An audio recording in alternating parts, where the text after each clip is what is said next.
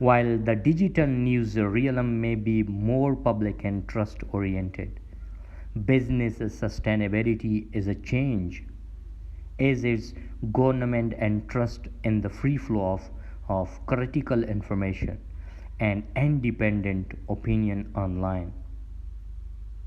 The top four players in the online media have 24%, more than a half of the audience's share, as they own 8 outlets out of the top 10.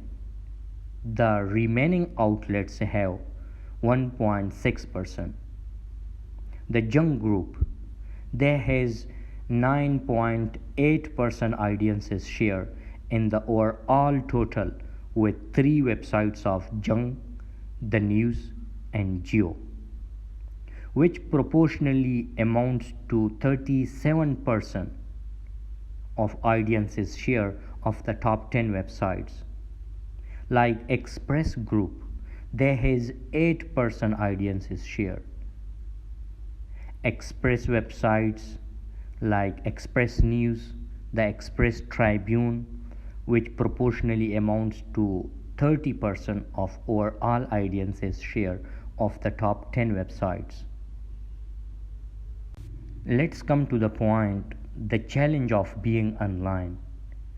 The online only news media in Pakistani cyberspace is still hampered by business sustainability challenges and a much more diffuse and fickle audiences that cannot spend too much time on news and current affairs because the advertising revenues are mostly snapped up by the digital versions of the mainstream media groups.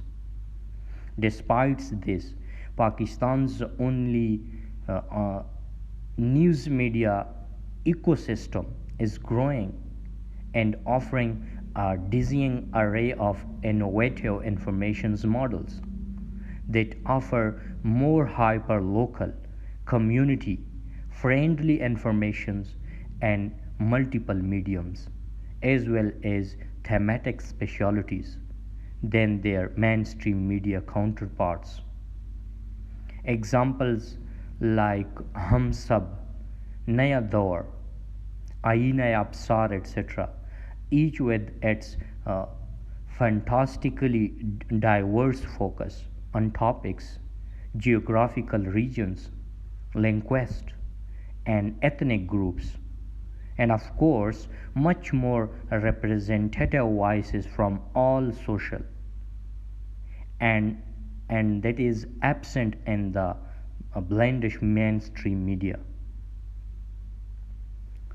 The Asia Internet coalitions grouping together like the Facebook, YouTube, Google and Twitter have already hit back against the government intentions, the so-called protections against harm online, to over-regulate the online information sphere, including barely concealed disdain for the free speech online.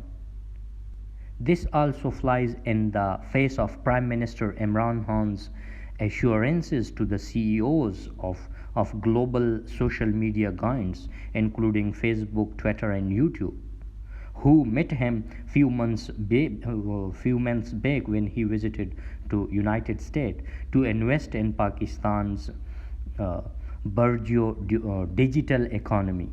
This duality of purpose will undermine one of the very few areas in Pakistan exhibiting optimism and growth, the digital economy. On top of that, if implemented, the proposed social media regulations will end up constricting the online free speech and civil liberties environment further. Like pretty much elsewhere, the futures of Pakistan media is digital, but only if formal news and information providers online can focus on the needs of the audiences and are backed up with the policies. They don't extend the climate of censorship and also allow the the national economy's reach into the digital domain. Let's come to the next point, and also you should know that the digital news media landscape of Pakistan is shaping up nicely to become the people's medium of choice for reliable and useful news and informations, provided the traditional hounds can be kept as bay offline. Pakistan's television's dominated media industry is on the brink of a digital transitions, but is being held back by a lack of sustainable business models for investigative or citizens journalism online that would allow for a greater diversity of voices and options and opinions. The country's digital landscape has remained largely unregulated so far. New laws may end hate speech, defamation, and harassment online, but they may also lead to more state censorship and control, impacting disseminating or marginalized voices. The digital media landscape is dominated by major national television broadcasters and news publishers.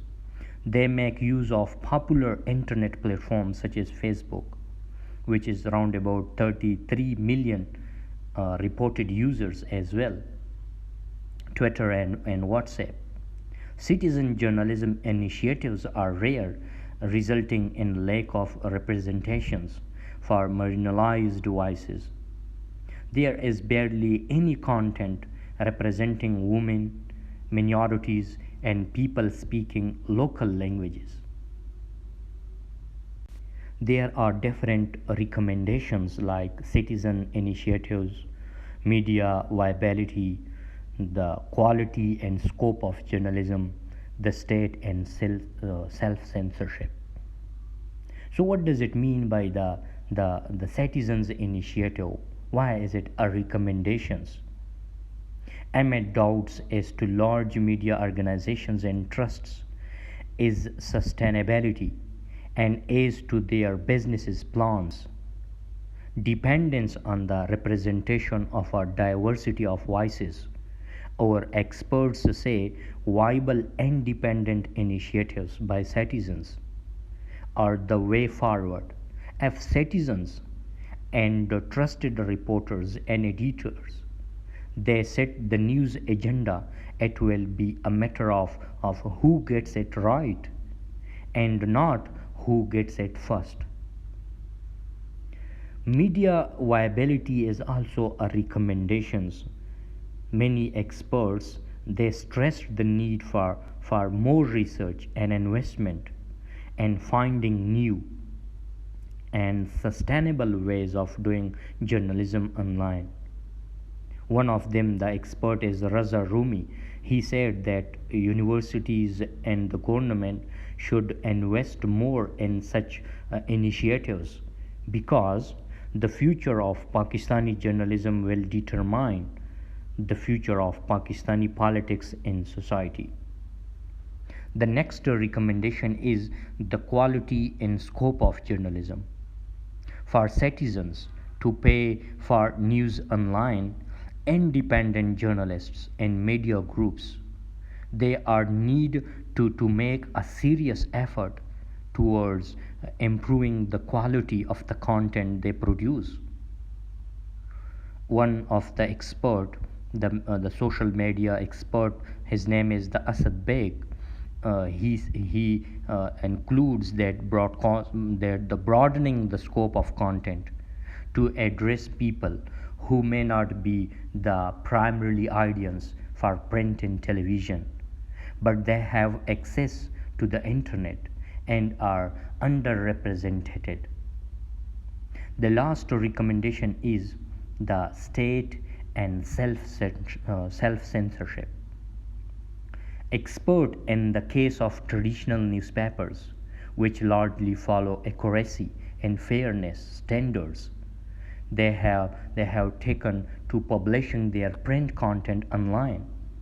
The quality of media content is mostly poor. This is especially true for content produced for the Urdu speaking market. Since most of the online content produced by the major media houses originates from print in television, they are missing an opportunity to reach out to new audiences.